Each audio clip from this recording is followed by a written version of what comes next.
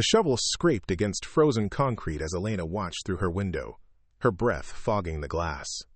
Outside, a stranger was clearing her driveway at 6 a.m. on a Tuesday morning in February. She hadn't asked for help. She hadn't even spoken to him beyond polite nods when they crossed paths at the mailbox. Yet there he was, methodically pushing snow aside, his movements deliberate and unhurried, despite the bitter wind cutting through the Minnesota morning. When he looked up and caught her watching, she didn't duck away like she normally would have. Instead, something reckless stirred inside her chest. She opened the front door, letting the Arctic air rush in, and called out the words that would change everything. "I was wondering, when you're done with that snow, could you melt my frozen heart next?" The shovel stopped mid-push. He straightened slowly, steam rising from his shoulders, and stared at her with an expression she couldn't read.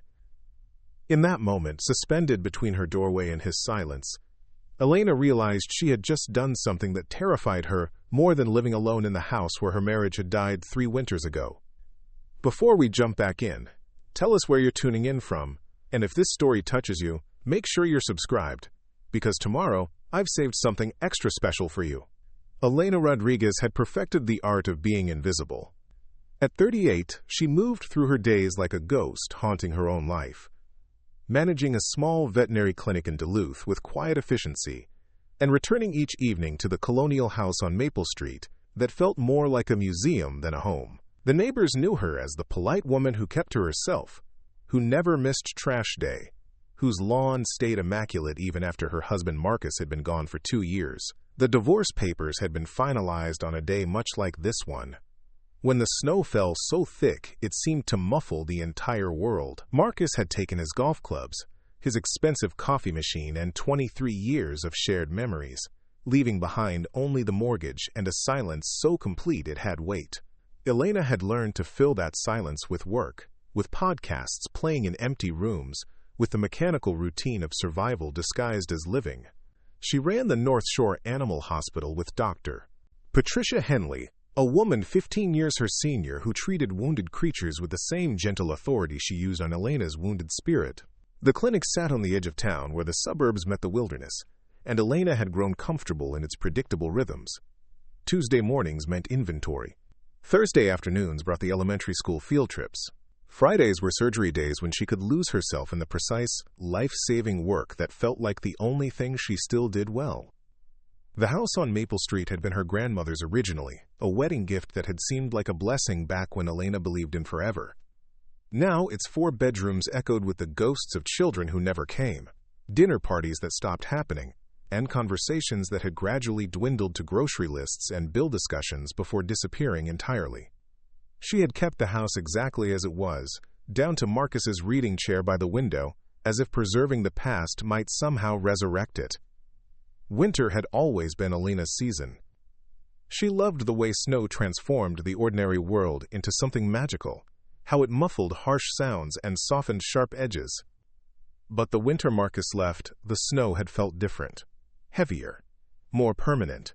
It buried things that were supposed to stay buried, and when spring came, she discovered that some frozen ground never really thaws. Her daily routine had crystallized into something unbreakable: coffee at 5:30, always in the blue mug with the small chip on the handle. Check the weather, though it hardly mattered since she rarely went anywhere except work. Feed the stray cat that had adopted her porch despite her half-hearted attempts to discourage it.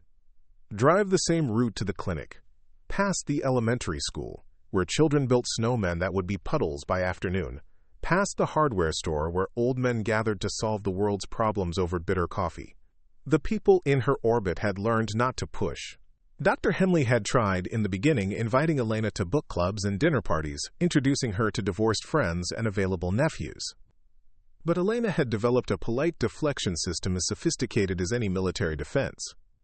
She could smile and redirect a conversation away from her personal life with surgical precision, leaving everyone feeling they had been heard without realizing they had learned nothing about her. Her sister Carmen called from Phoenix every Sunday, their conversations following a script as familiar as breathing.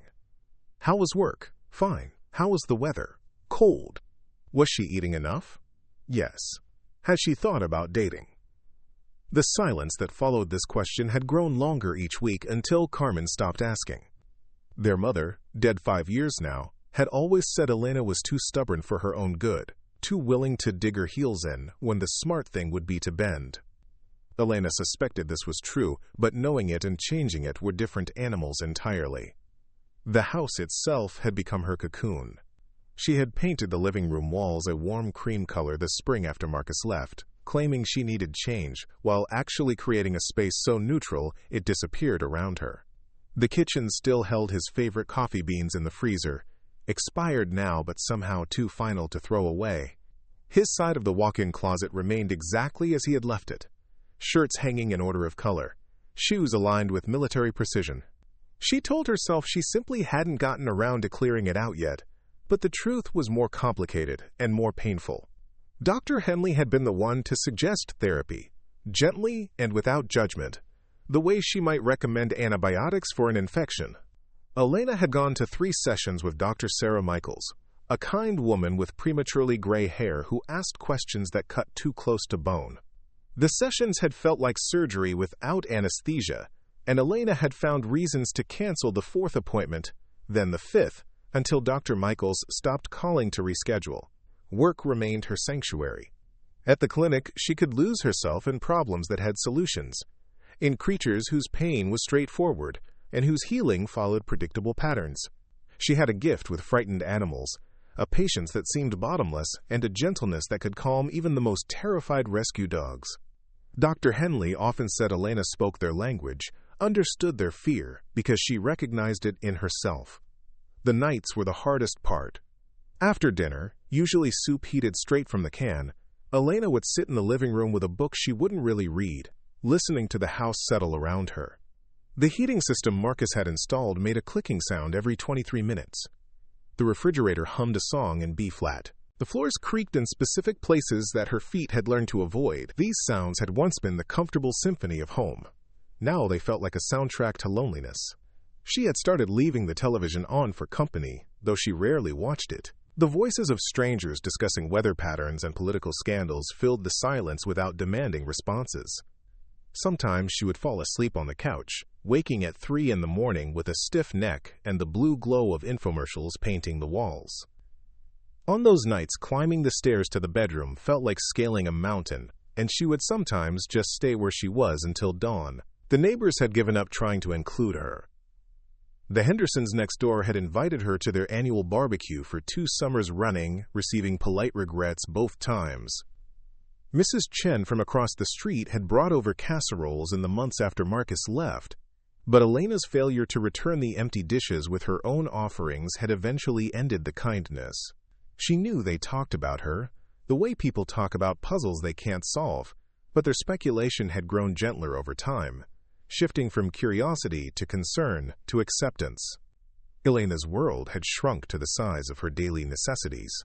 The route between home and work, the grocery store on Wednesday evenings when the crowds were smallest, the pharmacy where she picked up the sleep aids Dr. Henley had quietly prescribed without asking too many questions, the post office where she maintained a cheerful facade with Janet, the clerk who had known her since childhood, and who asked after her with the persistent affection of someone who refused to be shut out completely. The loneliness had become a living thing, something that breathed beside her in bed and sat across from her at the kitchen table. She had learned to carry it like a chronic condition, managing its symptoms without expecting a cure. Some days were worse than others. Holidays were brutal, especially Christmas, when the whole world seemed to conspire to remind her of what she had lost. But most days, she functioned. She showed up. She did her job with competence. And even moments of joy, when a sick animal recovered or a frightened puppy learned to trust again. Spring had brought its own challenges. The melting snow revealed a winter's worth of neglect in her yard, and Elena had spent weekends pulling weeds and planting flowers that would bloom and die without Marcus there to admire them. She had hired a landscaping service to handle the heavy work, young men who arrived early and left quickly, transforming her property without requiring conversation. The results were beautiful in an impersonal way, like a magazine photo of someone else's life. Summer meant longer days that she filled with extra shifts at the clinic and home improvement projects that kept her hands busy and her mind occupied.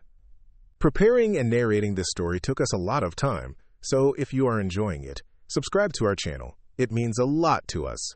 Now, back to the story. She had learned to tile a bathroom by watching YouTube videos, had painted the guest bedroom a soft yellow that no guest would ever see. These projects gave her a sense of accomplishment that felt hollow, but was better than the alternative of sitting still with her thoughts. Fall had been the season of small surrenders. She had finally donated Marcus's clothes to Goodwill, keeping only one flannel shirt that still smelled like his cologne. She had changed the locks, not because she was afraid he would return, but because the symbolism felt important. She had started volunteering at the animal shelter on Saturday mornings, surrounded by creatures whose abandonment she understood intimately. And then winter had returned, as Minnesota winters do, with a vengeance that took no prisoners. The first snowfall had brought with it a familiar weight, the knowledge that she would spend the next 4 months, largely trapped in a house that felt more like a prison with each passing day. She had stocked up on books, on herbal tea, on the frozen meals that required no effort and tasted like cardboard. She had prepared for hibernation like a bear who had forgotten how to dream. The morning everything changed had started like any other. Coffee in the chipped blue mug. Weather report promising 6 to 8 inches of snow. The stray cat, whom she had secretly named Ginger despite her determination not to get attached, meowing for breakfast on the porch.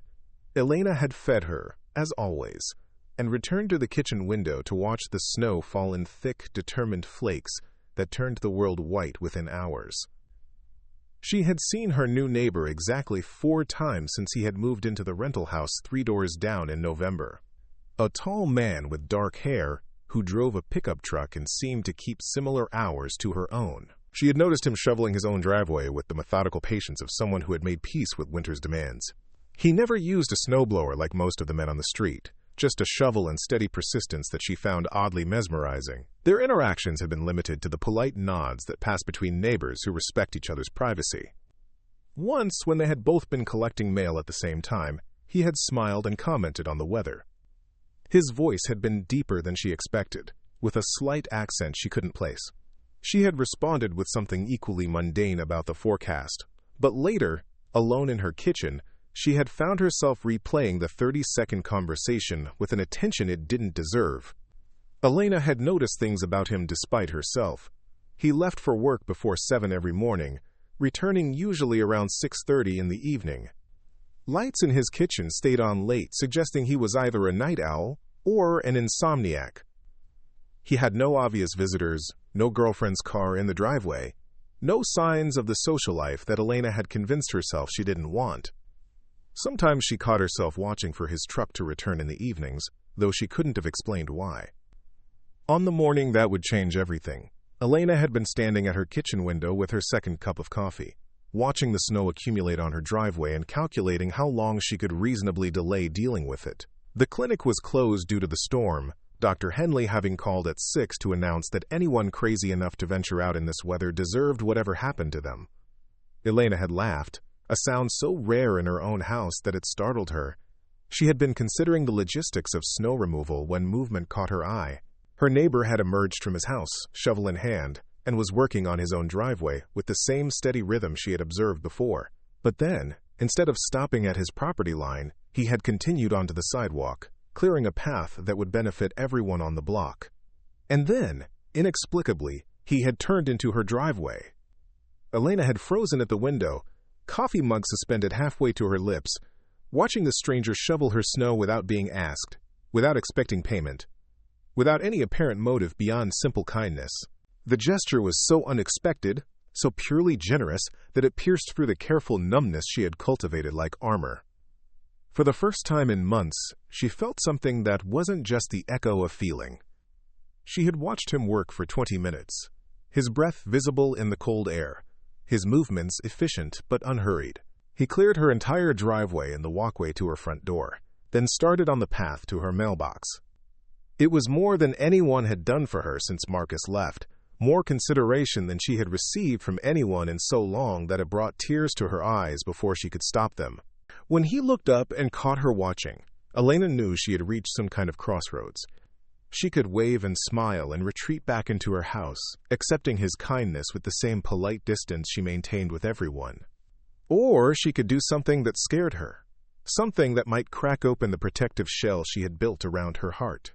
In the space between those choices, standing in her kitchen in her pajamas and bathrobe, Elena made a decision that surprised her more than anyone. She opened the front door, letting the bitter air rush in, and heard herself say words she had never planned. "I was wondering, when you're done with that snow, could you melt my frozen heart next?" The moment the words left her mouth, Elena wanted to call them back. They hung in the frigid air between them like visible breath, impossible to unsay, loaded with more vulnerability than she had shown anyone in years. She watched his face change as he processed what she had said, watched him straighten slowly and set the shovel aside. The silence stretched between them, filled with swirling snow and the distant sound of a snowplow working its way through the neighborhood. For a terrifying moment, Elena thought he might simply finish shoveling and leave without responding, might pretend he hadn't heard her moment of inexplicable boldness. She was already preparing to retreat, to close the door, and spend the rest of the day dying of embarrassment, when he took a step toward her porch. "That," he said, his voice carrying clearly through the cold air, "is either the most honest thing anyone has said to me in years, or the best pickup line I've ever heard." He paused, snowflakes catching in his dark hair. "Either way, I'm interested." Elena felt something shift inside her chest, like ice beginning to crack. She realized she was shivering, though whether from cold or nerves she couldn't tell. "I have coffee," she heard herself say, "if you want to warm up before you tackle any frozen hearts." He smiled then, a slow smile that transformed his entire face. "I'm David Chen," he said, walking toward her porch. "And I've been wondering how to introduce myself for 3 months without seeming like a crazy person." "Elena Rodriguez," she replied, stepping back to let him into her house. "And I think I just solved that problem for both of us." As David stomped the snow off his boots on her porch, Elena marveled at what she had just done. She had invited a virtual stranger into her house, a man she knew nothing about except that he was kind to neighbors and didn't mind manual labor. The old Elena, the careful Elena, would have been horrified. But standing there in her doorway, watching him shake snow from his jacket, she felt more alive than she had in 2 years. "I should probably mention," David said as he followed her into the kitchen, "I've never actually melted anyone's heart before. I might be a little out of practice." Elena poured him coffee in Marcus's old mug without thinking, then caught herself and felt a small pang of something that might have been progress.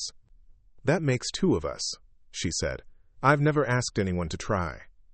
They sat at her kitchen table, 2 strangers drinking coffee while snow continued to fall outside the window. Elena found herself studying his face in the morning light, noticing details she had missed during their brief previous encounters. He had laugh lines around his eyes and a small scar through his left eyebrow. His hands were calloused from work, but gentle around the coffee mug. When he smiled, which he did often, his whole face participated in the expression.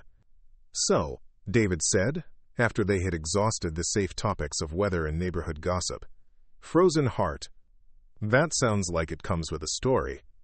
Elena felt the familiar urge to deflect, to redirect the conversation away from anything personal, but something about the way he asked, without pushiness or prying curiosity, made her want to try honesty. "My husband left 2 years ago," she said simply. "I think I've been holding my breath ever since." David nodded as if this made perfect sense. "Divorce is brutal," he said.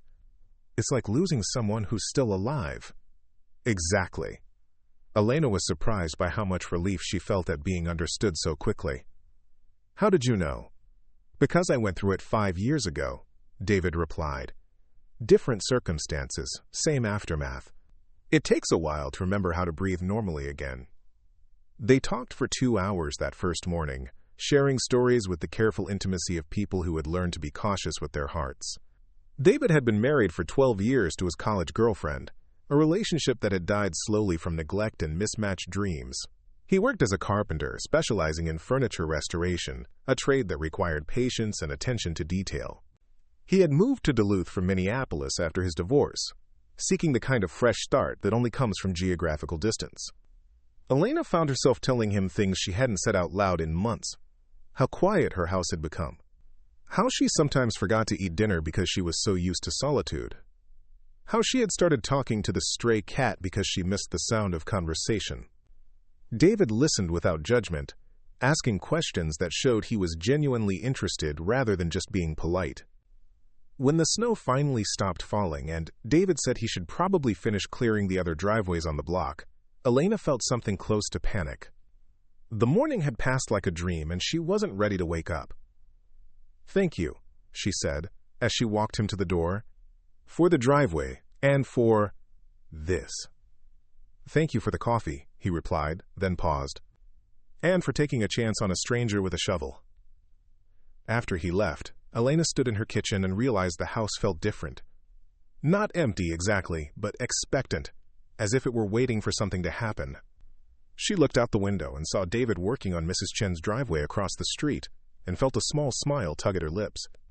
She had done something brave that morning, something that scared her and exhilarated her in equal measure. The rest of the day passed in a blur of small revelations. Elena found herself humming while she did laundry, something she hadn't done since before Marcus left. She made herself a proper lunch instead of eating crackers over the sink.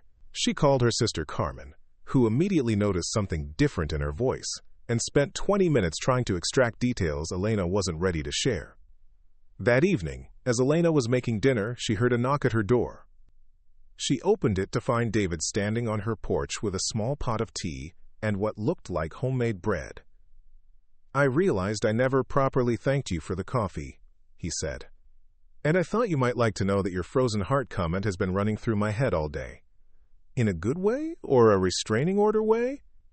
Elena asked, stepping aside to let him in. "Definitely in a good way," David said. "It was brave. I admire brave." They spent the evening talking over tea and bread that tasted better than anything Elena had eaten in months. David told her about his work, about the satisfaction of bringing old furniture back to life, about the meditation he found in sanding and staining and careful repair. Elena talked about the clinic, about the animals who came to her broken and trusting her to fix them, about how healing others had become her way of avoiding her own wounds. "It's easier to fix things that aren't yourself," David observed. "Much easier," Elena agreed. "Things don't judge you for taking your time." As the evening wore on, Elena found herself relaxing in ways she had forgotten were possible. She laughed at David's stories about difficult customers and shared her own tales of pet owners who were more neurotic than their animals. The conversation flowed naturally, without the forced quality that had characterized her interactions with other people for so long. When David finally said he should head home, Elena walked him to the door with reluctance. "This was nice," she said, meaning it more than he could possibly know. "It was," he agreed. "Maybe we could do it again sometime." "I'd like that," Elena replied, and meant it completely. After he left, Elena sat in her living room and marveled at how the evening had felt. Normal, but better than normal. Like a glimpse of who she might be if she let herself try again. The thought was both thrilling and terrifying, but for the first time in 2 years, thrilling was winning. Over the following weeks, David became a regular presence in Elena's life. He would stop by after work sometimes, ostensibly to check on her heating system or help with small repairs, but really just to talk. Elena found herself looking forward to these visits in ways that surprised her. She started keeping better food in the house, started wearing clothes that weren't purely functional, started caring about how she looked when she answered the door. The change didn't go unnoticed at work. Dr. Henley commented on Elena's improved mood, her increased engagement with both patients and their owners. "You seem lighter," she observed one afternoon as they were closing the clinic. "Something good happening?" Elena had blushed and deflected, but she knew Dr. Henley was right. She did feel lighter, as if a weight she had carried for so long she had forgotten its presence was finally beginning to lift. The future, which had seemed like an endless repetition of gray days, was starting to include possibilities again. But change, Elena was learning, never comes without complications, and hers were about to begin. The first sign of trouble came in the form of Mrs. Patterson, the neighborhood's self-appointed moral guardian, who made a point of stopping Elena at the mailbox one evening to express her concern. "I couldn't help but notice you've been entertaining that new man quite frequently," Mrs. Patterson said with the smile of someone delivering poison disguised as medicine. I just thought you should know that people are starting to talk. Elena felt her cheeks burn, but she kept her voice steady. People can talk about whatever they like, Mrs. Patterson. It doesn't change anything. Well, of course not, dear, Mrs. Patterson continued, her smile growing sharper. I just think it's a little soon, don't you? Marcus has only been gone 2 years. Some might say it's disrespectful to his memory. The words hit Elena like a physical blow, not because she believed them, but because they voiced the guilt she had been trying to ignore. Was she being disrespectful? Was 2 years too soon to feel something for someone else? The questions followed her home and kept her awake that night, turning over and over in her mind like stones being polished by worry. The next evening, when David knocked on her door with takeout Chinese food and stories about his day, Elena found herself distant and preoccupied. David noticed immediately, as she was learning, he always did. Everything okay? He asked as they sat at her kitchen table, barely touching the food between them. Elena wanted to brush off his concern, to pretend everything was fine, but she had learned that David responded better to honesty than deflection. Mrs. Patterson thinks I'm moving too fast, she said finally. She thinks I'm being disrespectful to Marcus's memory. David was quiet for a long moment, considering her words. What do you think? He asked. I think I don't know, Elena admitted. I think I've been so focused on not feeling anything that I forgot there might be rules about when it's okay to start feeling again. There are no rules, David said gently. There's just you, trying to figure out how to live. Marcus wouldn't want you to be miserable forever. How can you know that? Elena asked, her voice sharper than she intended. Because if you died tomorrow, would you want him to spend the rest of his life alone and unhappy? The question stopped Elena cold. She had never thought about it from that perspective, had never considered what she would want for Marcus if their situations were reversed. The answer came immediately and with devastating clarity. No, she whispered. I'd want him to be happy. Then maybe, David said, reaching across the table to touch her hand. You can give yourself the same permission. That night, after David left, Elena sat in Marcus's old chair by the window and had the first real conversation with her ex-husband's memory that she had attempted since he left. She told him about David, about the way he made her laugh, about how he listened to her stories about work without glazing over. She told him about the guilt she felt for moving on, for finding happiness in a life that no longer included him. And somewhere in the quiet of her living room, surrounded by the furniture they had chosen together and the pictures that told the story of their failed marriage, Elena felt something shift. Not forgiveness exactly, but a kind of peaceful recognition that holding on to the past was not the same as honoring it. The relief was enormous, but it was followed quickly by a new kind of fear. If she was really going to let herself care about David, if she was going to risk her heart again, what if she got it wrong? What if she was reading too much into his kindness? What if she was just a distraction for him, a way to pass the time until something better came along? These fears crystallized into panic one evening when Elena realized she had been seeing David for almost a month and knew almost nothing about his life beyond their conversations. He never talked about friends or family, never mentioned plans for the future, never gave her any indication that what was happening between them was anything more than pleasant companionship between lonely neighbors. The panic reached its peak on a Friday night when David canceled their usual dinner plans, claiming he had something he needed to take care of. Elena spent the evening imagining all the reasons he might have canceled, each one more devastating than the last.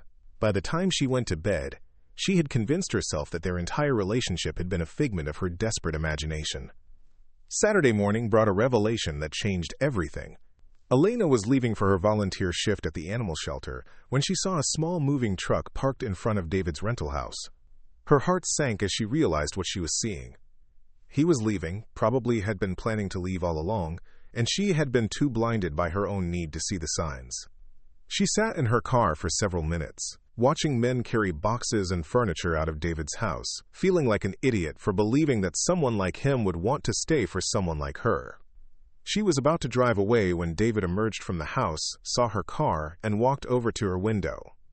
"Elena," he said, looking surprised and slightly guilty. "I was going to call you." "Were you?" she asked, hating how bitter she sounded. David's expression shifted to understanding. "It's not what you think," he said quickly.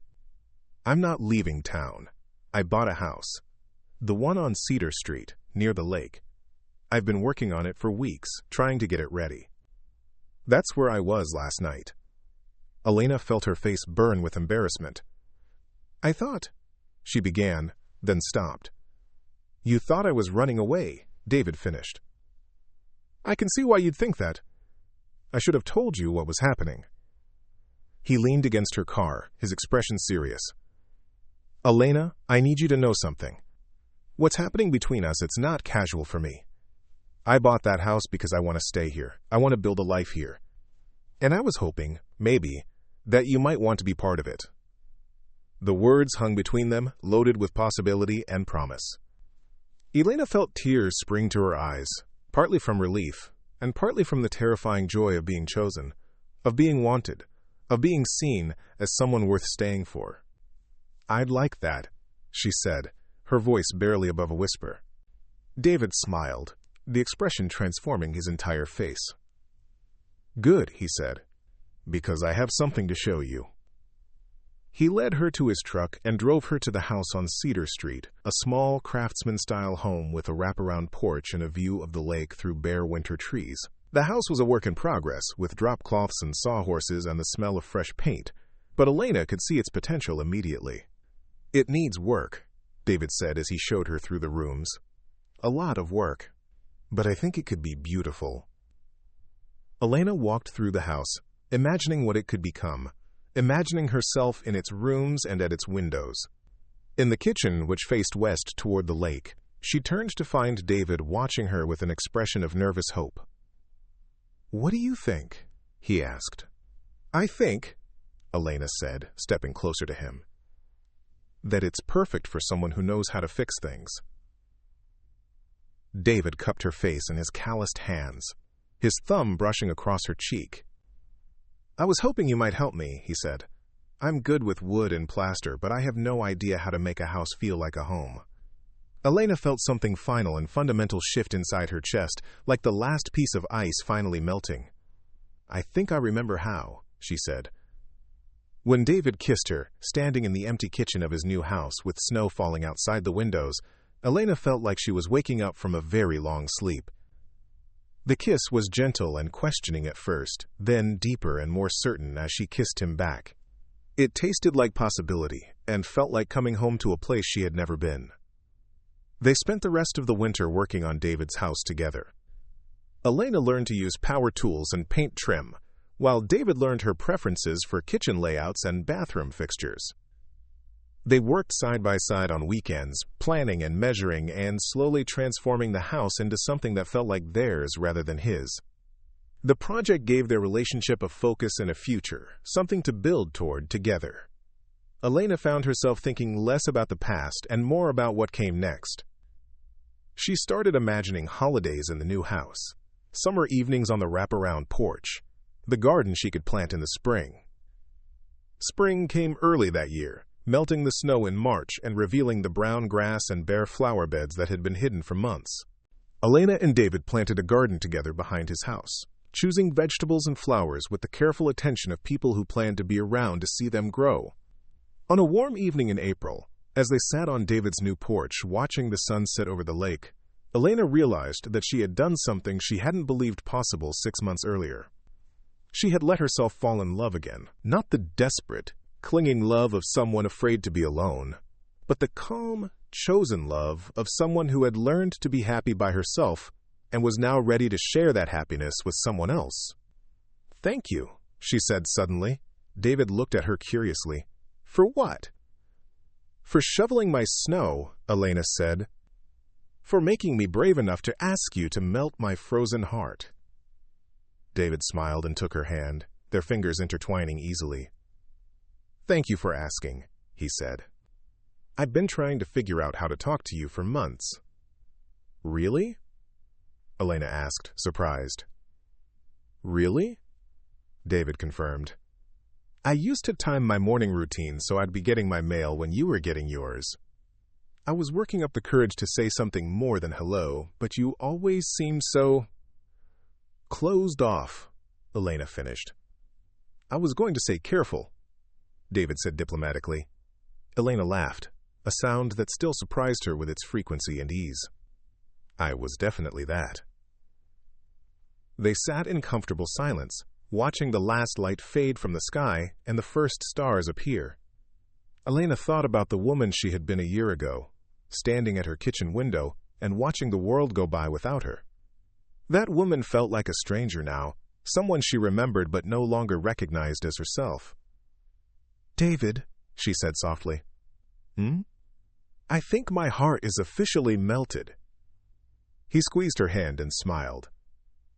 "Good," he said, "because I'm planning to keep it warm for a very long time."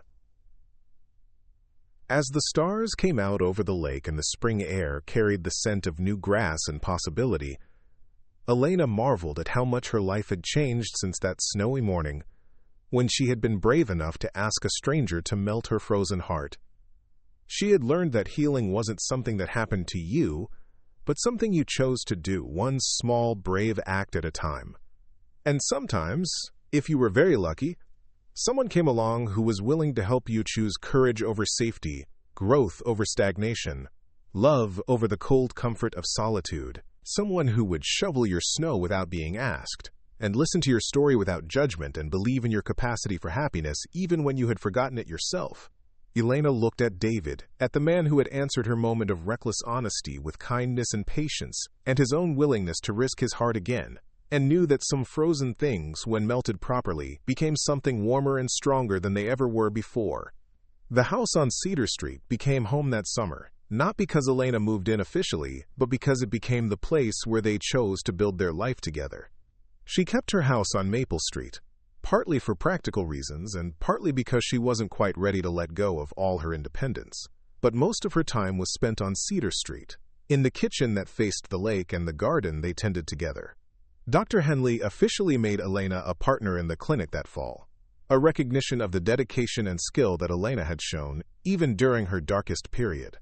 The promotion came with more responsibility and better pay, but mostly it represented Dr. Henley's faith in Elena's future, her belief that Elena had not just survived her divorce, but had grown from it. Elena's sister Carmen visited that Christmas, the first family member to meet David. She pulled Elena aside after dinner and said, "I haven't seen you smile like that in years. He's good for you." Elena nodded, watching David help with dishes while telling stories that made everyone laugh. Later, as they walked hand in hand through the snow-covered neighborhood, Elena realized her frozen heart hadn't just melted. It had transformed into something warmer and stronger than before. Up next, you've got 2 more standout stories right on your screen. If this one hit the mark, you won't want to pass these up. Just click and check them out.